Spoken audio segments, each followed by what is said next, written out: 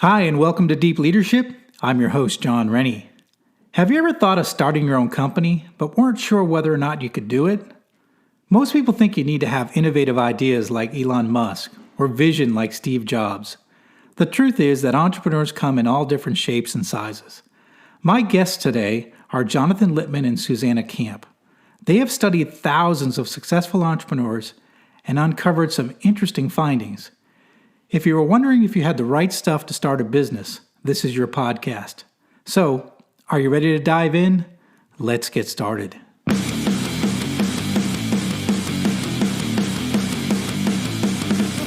Welcome to Deep Leadership.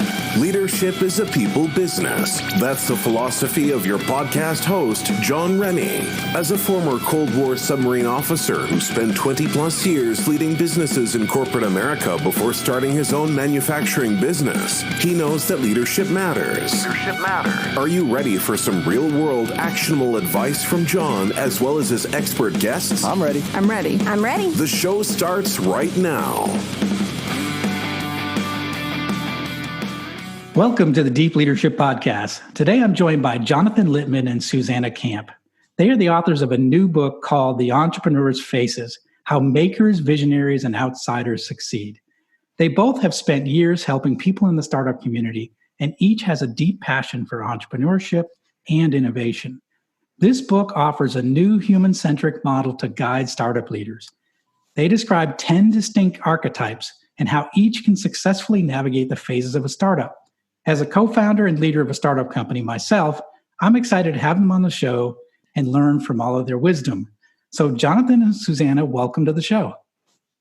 Thank you. It's great to be here, John. Great to be here, John. Thanks. Yeah, I'm enjoying the book, and I'm looking forward to talking to both of you. And hopefully I'll learn some things that I can do to improve my performance as a startup leader. So I'm looking forward to the discussion. So are we. So first of all, how did each of you get involved in the startup community? Well, we both come originally sort of from a tech background. I wrote for a lot of tech publications, and then some time ago wrote my first book. This is actually my 10th book, The Entrepreneur's Faces. I wrote about computer hackers, actually, crazy, famous, notorious computer hackers, and that led me strangely to work with IDEO. And IDEO is considered one of the world leaders in design thinking and innovation. And I wrote with them 2 international bestsellers, Art of Innovation and 10 Faces of Innovation. And actually in my career, I've seen this shift of innovation being from physical products, which IDEO did a lot of, like worked with Apple and medical products companies, more toward software and services. And what happened is the last 10 years in San Francisco, we started seeing innovation move toward startups and move toward people. And that sort of pushed us toward the book. And I'll let Susanna take it away from here. Yeah, just a little bit about me. I was very early on at Wired magazine, creating one of the first websites in the world.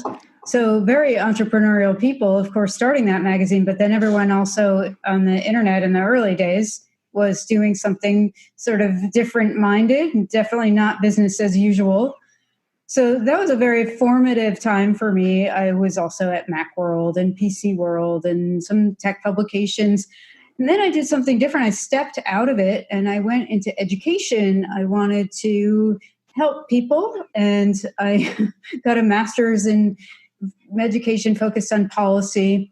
So I was working in that for a while, but then I realized that there was kind of a renaissance going on back in the tech world, and I missed it. So I went back, and around the time I met John, we started to write for our website, smartup.life, about innovation and entrepreneurship, doing profiles of people and their companies. We were going to events all the time, pitch nights and ecosystem events, a lot of which were driven by people from Europe, European ecosystem builders in San Francisco, sending entrepreneurs to San Francisco to learn about Silicon Valley. And so those people, we wanted to track back to where they came from. So we traveled to 14 different countries and profiled hundreds of entrepreneurs, and just got really deep back into the tech community, startup community. Yeah, and I'd add another thing. We saw this shift. We went to these events, we wrote about, and we saw it was all about the team. And we saw that people would talk about a startup. The product is important, but the team is more important.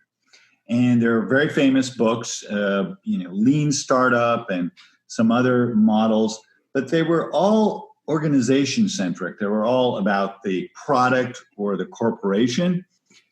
And actually what we saw was sort of leadership on a startup level. There were great leaders creating startups, creating very small teams and moving fast, sort of like, Navy SEALs or what have you. And we saw this happening, and we saw no books that really tackled this way.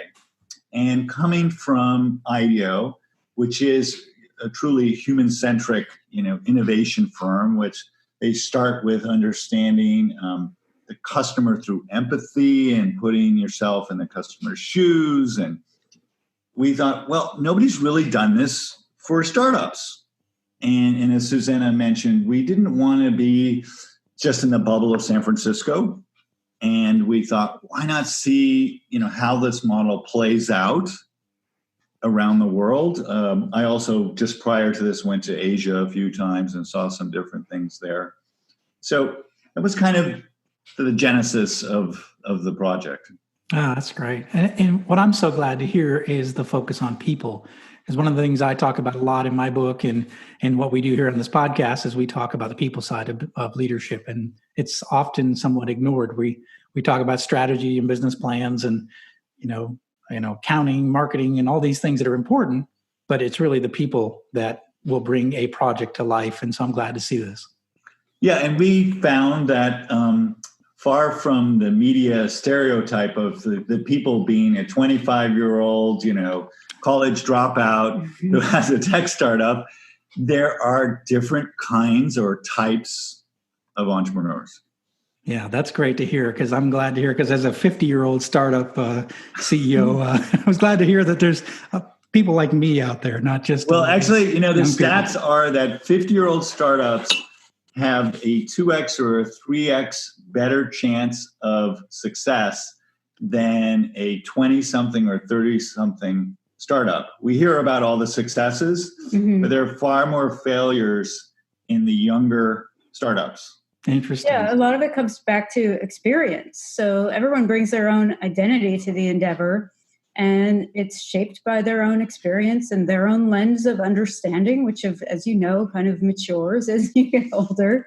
And that's really why leaders need to celebrate diversity and what everybody else brings to the team, because it's not just one person's perspective that's going to meet all the customers' needs. And it's also not really the way to play on your strengths and even recognize your weaknesses and then add the people into the team who will help to address those areas. I agree entirely. That's great.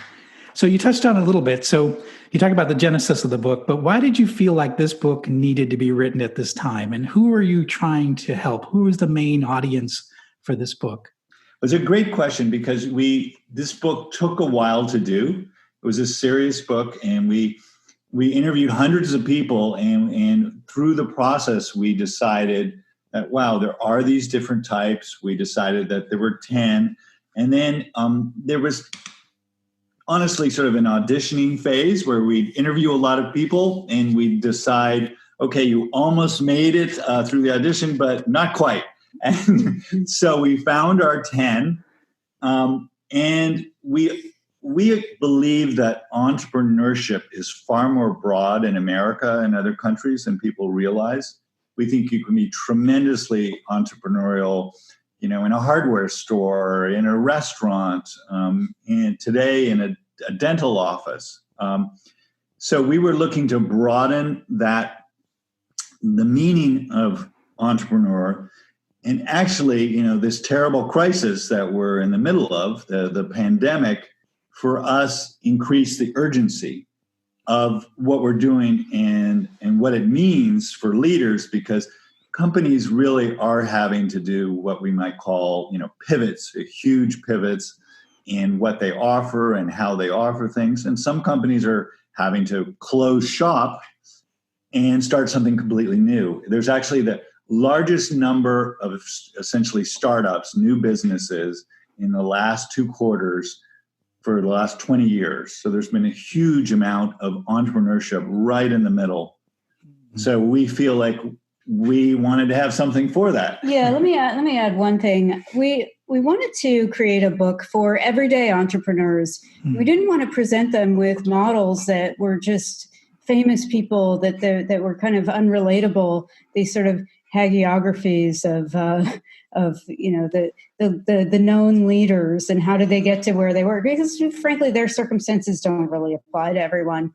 And so stories were a huge part of it. We told the stories of people who were also good storytellers. That was part of the audition process. In fact, you needed to be able to tell us a story that was compelling so that we could make it more compelling to bring it out there to people to serve as an example of a particular type or a great story through the arc of entrepreneurship. Which, of course, is a very important type called the evangelist, a key type. Every startup needs at least one strong evangelist. Believe it or not, that's what I came out at. As when I went through the quiz, I was the evangelist. So we'll talk about that a little bit further. But I'm the storyteller, so I'm the preacher of teaching about my business and getting people on board, whether it's my employees, my customers. So I definitely sort of fit that role more than I didn't expect, but I did. So I'm not the maker. I'm actually the evangelist. So great. In a manufacturing business. So. I have some thoughts on that, but I can wait until let's hold that thought because I think it's really important. And I'm going to cover that a little bit. But so you touched on this in your book. You lay out 10 distinct entrepreneur archetypes. So I think it was really interesting the way you approached it. So my question to you is, why is it important that you define these archetypes, and why is it so important that people understand where they fit in these archetypes? Well, everything is about teams. Whether you have a small business, whether it's literally a startup, even as it grows, we know that people work in teams. They work in teams of 2, 3, 4, 5, sometimes larger. And it's so essential to start to understand your skills and your talents, and then places where you are much better off collaborating or partnering with someone who is far more skilled in something that you are either not passionate at or not that good at. So, in your case, you're an evangelist and you understand you need to work with makers, I'm guessing. Yes. And this does come right back to leadership, because we see a key thing in terms of leadership, especially in startups and growing companies, is recognizing the fit between their company and where they are in something we call the arc, how a company grows, and what types are most important at certain phases of growth. And the more you are aware of these types, the more likely you are going to hire or collaborate or partner with the best fit. HR talks about you're a good fit. What we've done is say, well, there are 10 different fits, and companies need several of them. So what are some examples of the archetypes, and what are some examples you share? What are some stories you share in the book that demonstrate those archetypes? Sure. Well, we could start with the maker, the most iconic type. That's the person who loves to tinker and prototype, and they like fast feedback, learning from failure. Richard Branson of the Virgin Group is an example of that. Also, James Dyson of Dyson Vacuum. Oh, yeah. How many prototypes did he make, John? This is my favorite story. He made the vacuum cleaner, for which he was knighted by the Queen, right, and became a billionaire. Yes. pretty amazing because it was just a gosh darn vacuum cleaner. 5,127 prototypes he claimed. Wow. And I will say, if he exaggerates, it was still thousands probably. Yeah, but so in the book, we don't tell his story. We tell the story of the maker we know named Perry Claiborne, who created a great snowshoe and sold that, and then went on in the corporate world, and eventually created Stanford Launchpad, which is all about helping young entrepreneurs get their products to market. But let me just continue with one other example. I'd like to point out the Conductor.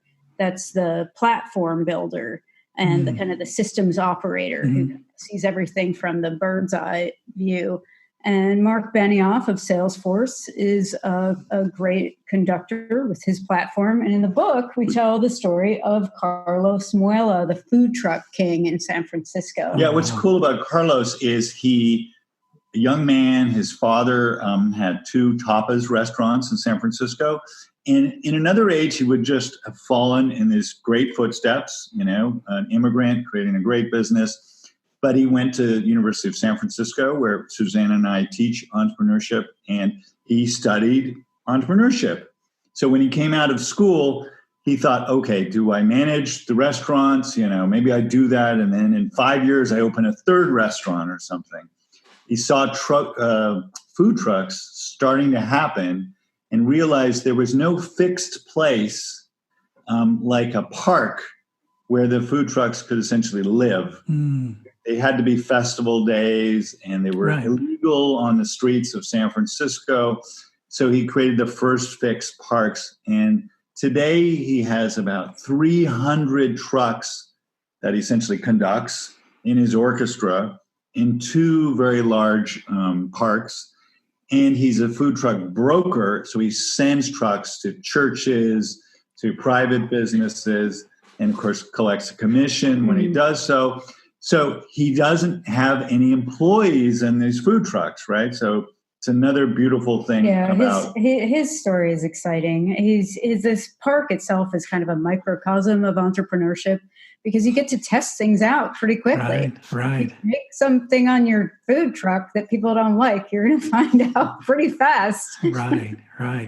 Well, that's incredible. I never thought about that, but these food trucks are all independent and they're all trying to do their own thing, but it takes someone with a vision to connect them all together like that and create and it's a win-win, right? So he brings them together, they sell more, they connect, they learn more. I think it's an amazing skill, and it's very unique. It's a unique skill set for him as an entrepreneur. So true. He's also a guardian. I mean, he wants to actually help people in the network to realize their dream. Right. Because often it'll be a husband and wife team, and they were just doing this from their kitchen, and maybe catering.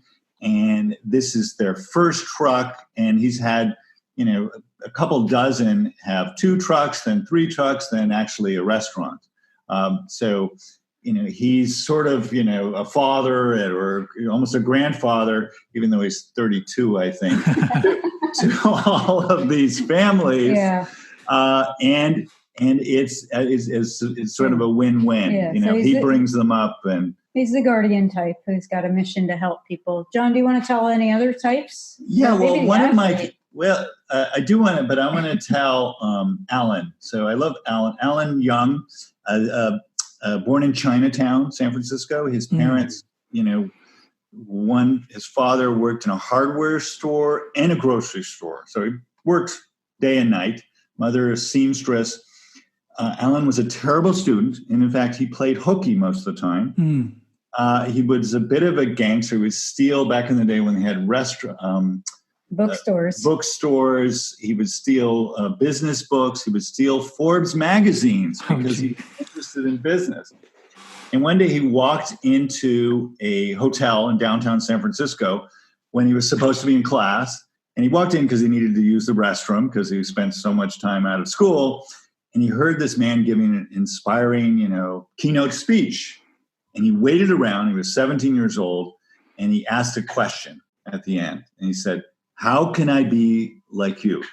Mm. And then the man peppered him with questions. Like, what are your grades? They were terrible. What are your SAT scores? They were terrible. He said, you will never be like me, but what you should do is join the military and study the leaders.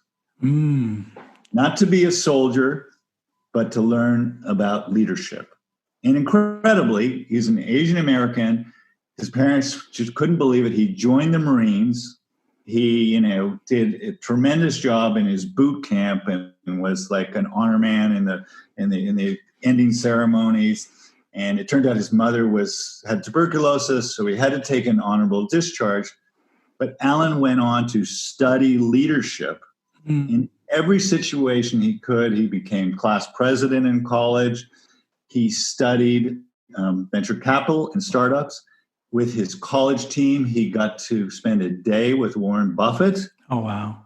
And he studied Warren Buffett. And he and his colleagues had, in college, when he was 22, they had a $20 million venture fund as students.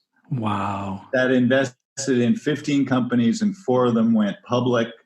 And he made tremendous returns. And he went on to create an incredible accelerator in San Francisco, even though I think he had a C or a C- grade average in high school. Yeah, he built a tribe around him, which is another aspect of a good leader. And he picked some of this up from Seth Godin, who of course wrote the book Tribes but is a leader in marketing. He studied under Seth Godin. Mm-hmm. So the other thing we found about a great example of a leader, Alan, is he didn't just go for obvious leadership.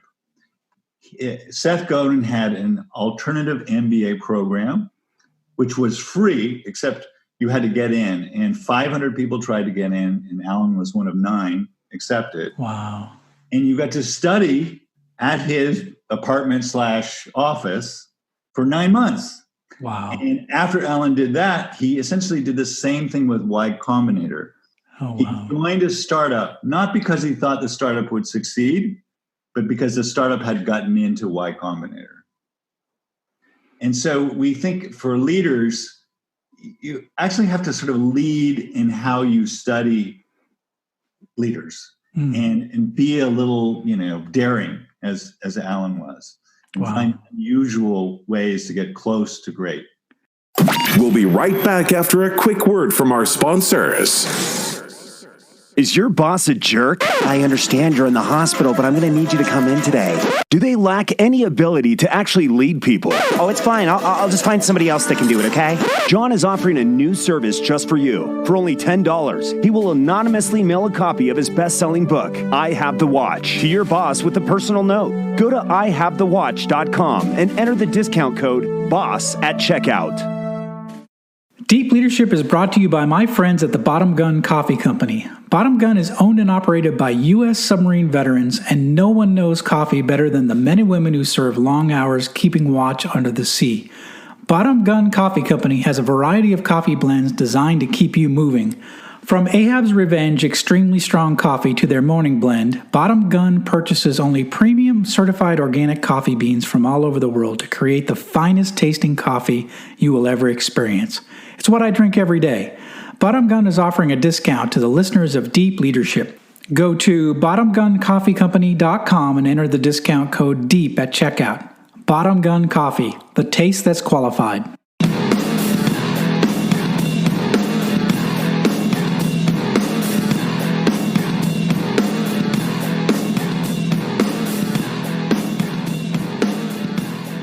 Right. So let me ask you about the evangelist. Now, I turned out to be the evangelist, and when I went through the quiz, I identified with all of those things that pushed me into that category. Why? What? You said you had some insight towards that, Susanna. Yeah, I do. I mean, I think it's perfect. The evangelist is very passionate, and they're able to move hearts and minds.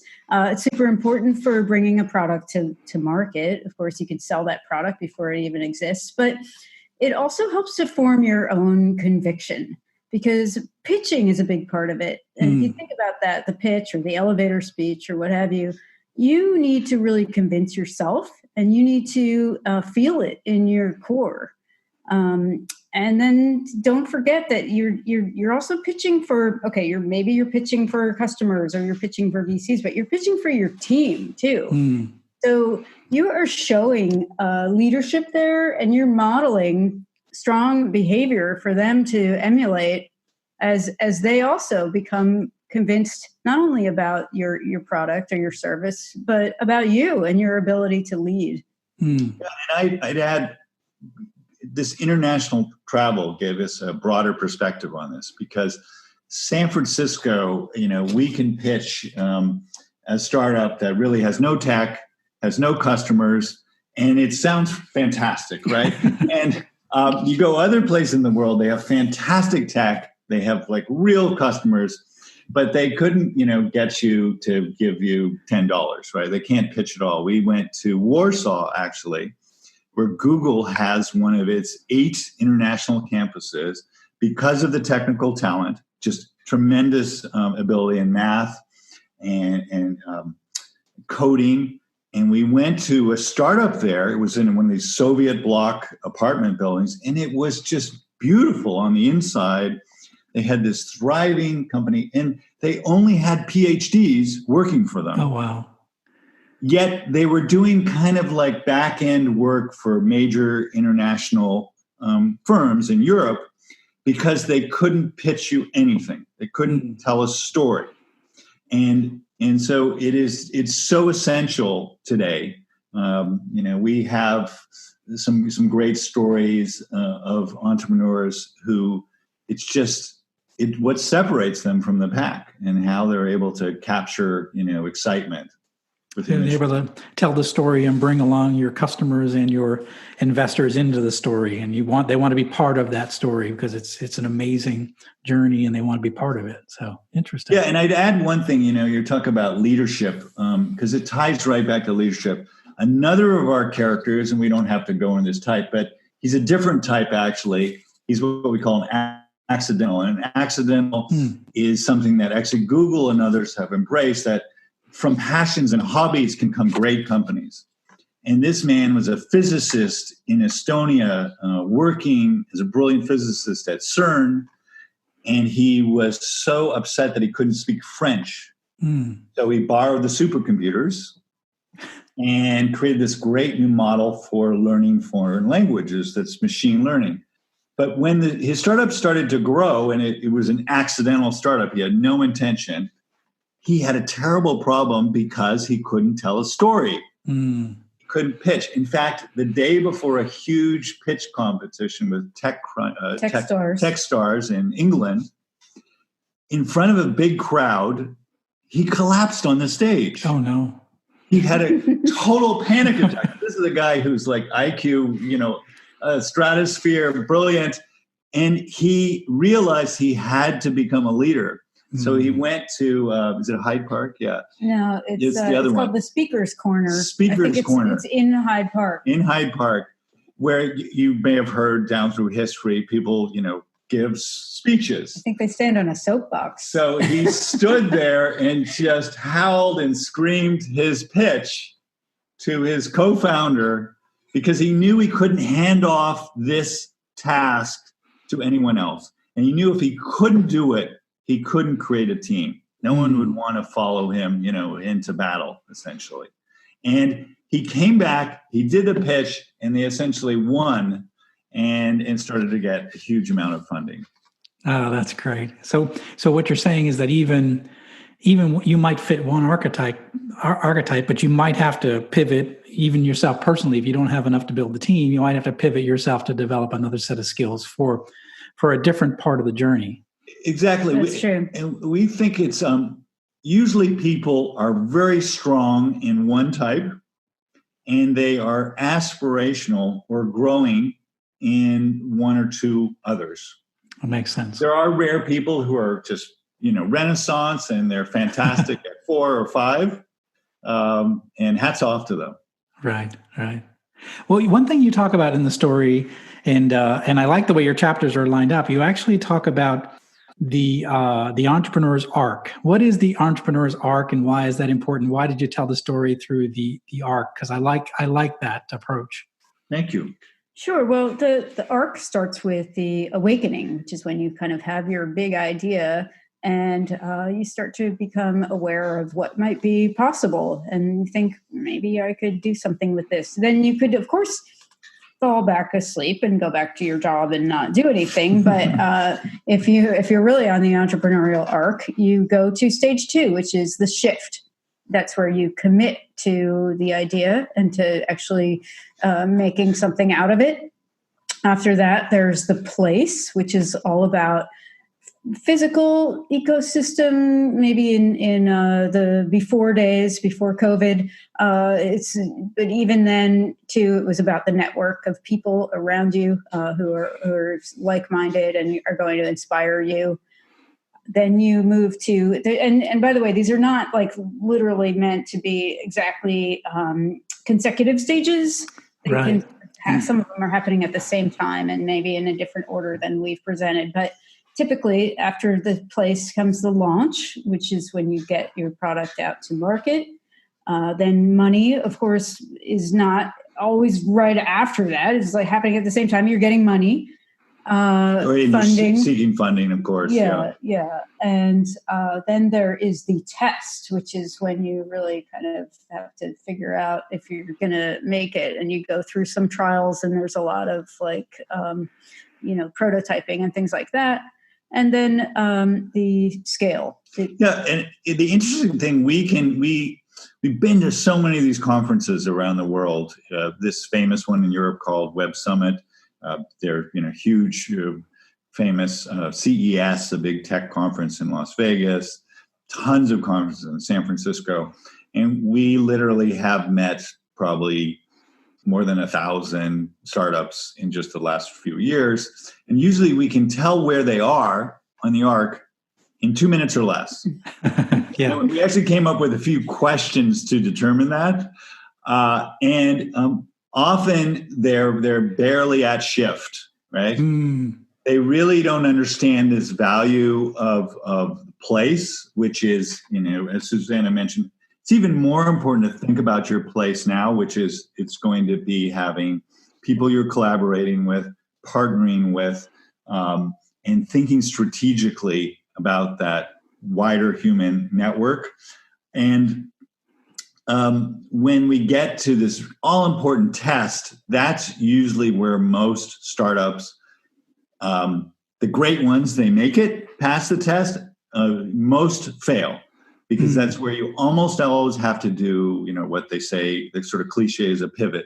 You're usually, a successful startup is going to have to change its model, business model, its customer model, its revenue model 2 or 3 times. And so the idea of the test is, and of course the test can be happening earlier as well, but you pass the test if you have this dexterity and this really sort of maker prototyping capability and the leadership to be flexible enough to go, let's change. It seems crazy, but let's change our offering now.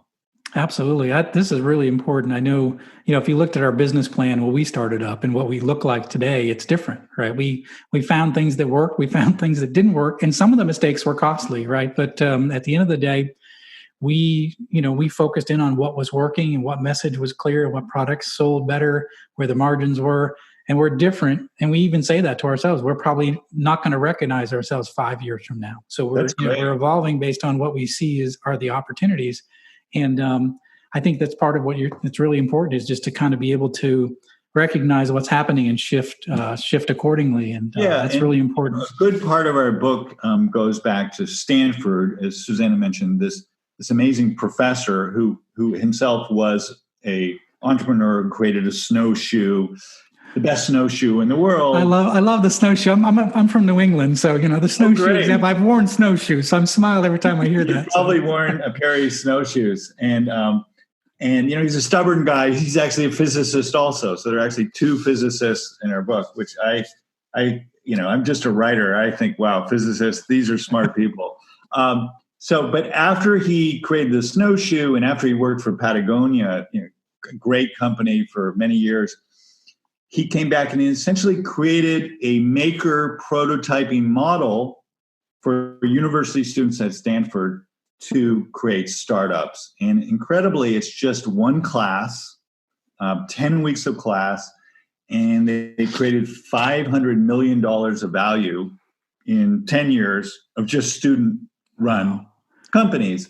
And the secret is really what you were just talking about, is he teaches them to not be afraid to change their model, because he demands that they start selling really early and find out what people will pay for and what they won't pay for, and to focus on the one or two features or elements that are most important. Yeah, I don't know who made the quote, but it's something we live with all the time, is that we always say that if you're not embarrassed by the first iteration of your product, you're not moving fast enough. So we think of that in our mind all the time. That's great. Like I know we look back at I look at pictures of like our trade shows in the early years, and I'm like, oh my goodness, I can't believe we went to a trade show with those products. But we got the feedback, we learned, we shifted, we adjusted, and now we have phenomenal products. The truth is, you have to guts. You have to have some guts to put it out there, and to get that feedback, and maybe you're a bit embarrassed, but you learn so much. Right. Yeah, you have to have those. I think learning through failure or mistakes is really important, because you learn quicker. It's an emotional response when someone laughs at your product, right? You're like, oh, okay, I got to fix that. So yeah, that's good. I love that. So, this is a leadership podcast. So what can leaders of all different types of businesses or nonprofits or anyone that's leading people today, what can they gain from the book, even if they're not a startup or in the startup world? Well, I think it's important to embrace the entrepreneurial mindset and really not go with everything that you know or learned in business school or even learned through your own personal experience. You've got to be ready to change. This is particularly important right now with the pandemic. There are a lot of products, there are a lot of industries that are maybe, they're suffering. They're not going to make it anymore. And they have to figure out well, I think we as a society need to figure out some reskilling of people. That's kind of a larger issue. But leaders within companies need to figure out how to maybe retrain and refocus their employees, and also have diversity on those teams. Yeah, don't think about culture fit. Think about diversity. Yeah, and we think of diversity. It's very much company specific. Companies are, you make physical products with your companies. There are other companies, it's all software. There's other companies, it's more of a hybrid company. And first is understanding your company and understanding where you are on this arc. And then we believe there are certain types that are more important at certain times. So we have types that are really sort of the idea generation people. Right, like the outsiders and the accidentals and the visionaries. Those are really big They're thinkers. So critical very early on. I happen to be, we haven't talked about my type, I happen to be the athlete. And fortunately, I don't have to actually, run fast or jump high at this point. But the athlete in the entrepreneur model is somebody who loves competition and loves new challenges. And as you know, in a startup, there are just sudden challenges you didn't expect. Problems come up. And the athlete is sort of the antithesis of the sort of stuck in the mud corporate person who wants to do the same task for 20 years. The athlete will jump to the task. And so as a startup grows and goes from small to medium, large, you need, I believe, lots of athletes. And other doers, like the evangelist, the storyteller, like you. The collaborator is this really important type. You got to have some collaborators on your team. But collaborators are kind of micro leadership. So we have three types that are classic leaders. We have leaders, we have guardians, and we have conductors. So those are sort of the meta leaders. But as Susanna a collaborator is, you need one collaborator, at least, who really excels at collaboration on every team of 3 to 4, 5, 6, 7 people. It's the first follower. It's the one that says, "Yeah, let's do this." But it's a lieutenant or whatever. Yeah. And some people are just really good at it, and they love being collaborators. But they can be leaders at the same time as collaborators. Right. Yeah, that makes sense. I really like what you're saying. You actually touched on early when we started this interview. You talked about it being a Navy SEAL team. Sometimes you're bringing all these diverse skill sets, and if you know anything about Navy SEAL teams, everybody is trained in combat, but they're also, each one has a specialization, whether it's language, explosives, or snipers or what have you. But and depending on the mission, certain skills have to be used, and that person is sort of steps up in that part of the mission. And in your model, or as you lay it out, certain archetypes, are important in that phase of the startup. It's very similar in that Navy SEAL scenario. And I learned that through my team, is that when we started out, we were very small, but we were highly capable because we had specialized skill sets for every phase of getting the company off the ground. Yeah. I wouldn't say I planned that all myself. It just happened, and we just sort of needed some skills. We brought it in, and then we suddenly had this amazing team.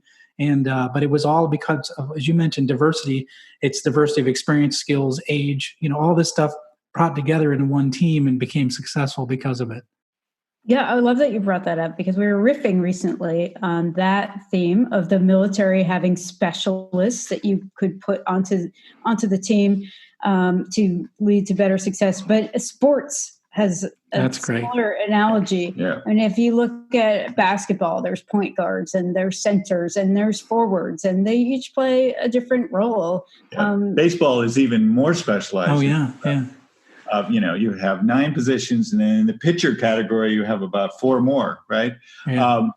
And the managers, the leaders, they're managing, the stages, the arc of this game, especially with their pitcher, and even with substitutions and so forth. So we think there's an awareness that especially a leader and core members start to have, and you develop both a pride and knowledge of your skills, but I think a humility and this increased collaboration in recognizing, boy, Bob is such a better evangelist than I am, and I really need him at this stage. Mm-hmm. It's about precision in addition to collaboration. Yeah, I like that.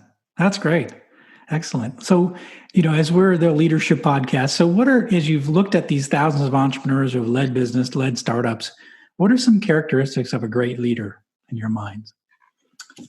Well, we mentioned a little bit one of our examples, this Alan Young, and we find great leaders really, number one, very early on, they look to practice leadership, and they're happy to practice it in multiple realms.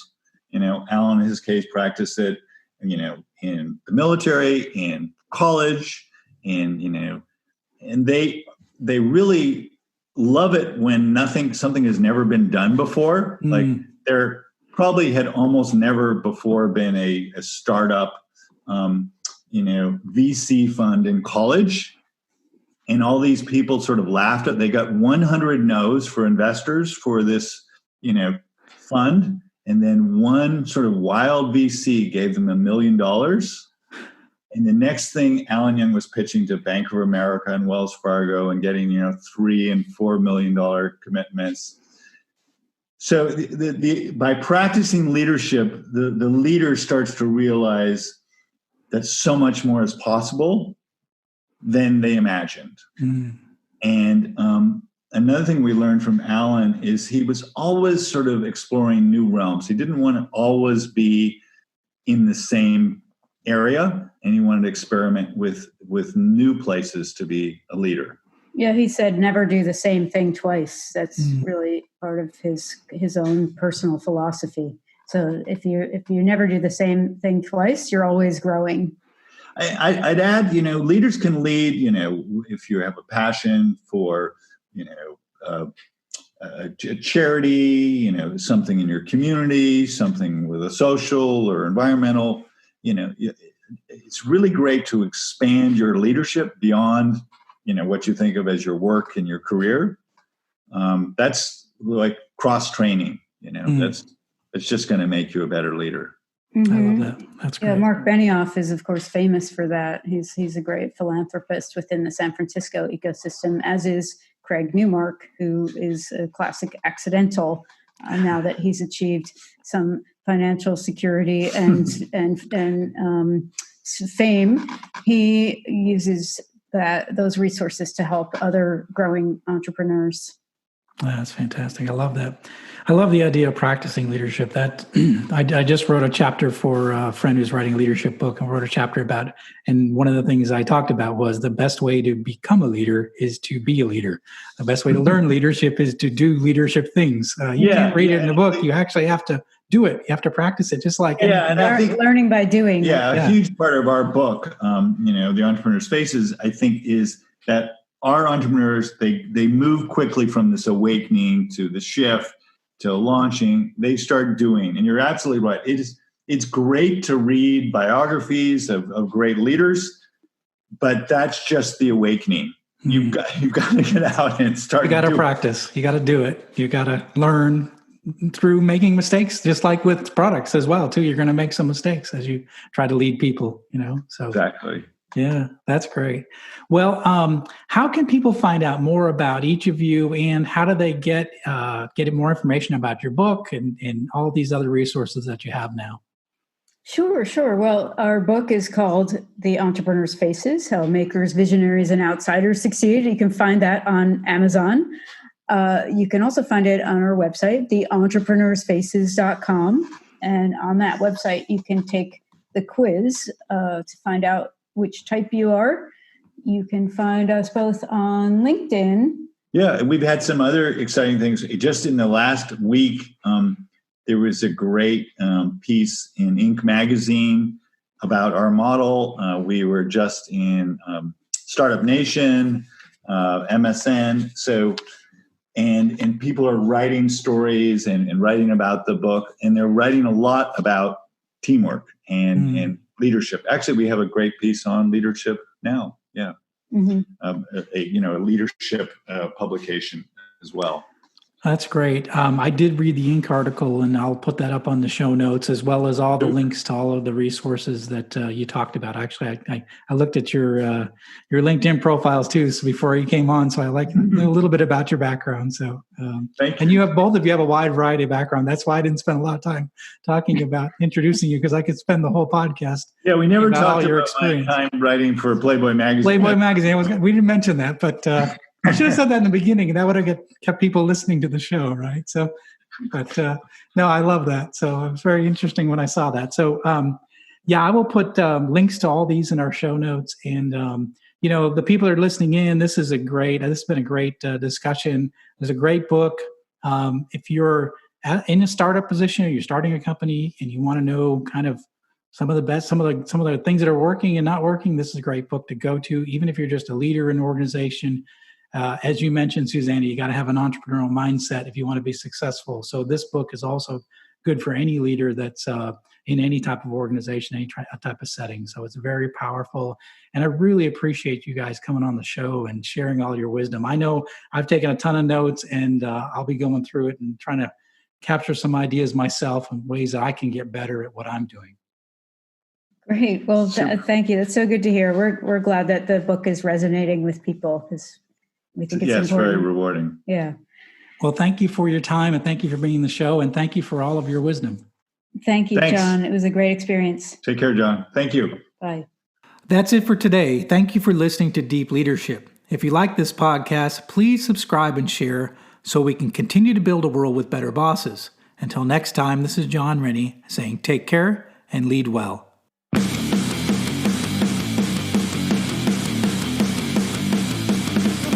Thank you for listening to Deep Leadership. Thank you. Thank you. Thank you, thank you, thank you for all you do. We hope you enjoyed today's episode. For more information and updates, please visit our website at www.deepleadershippodcast.com or johnsrennie.com. Until next time, take care.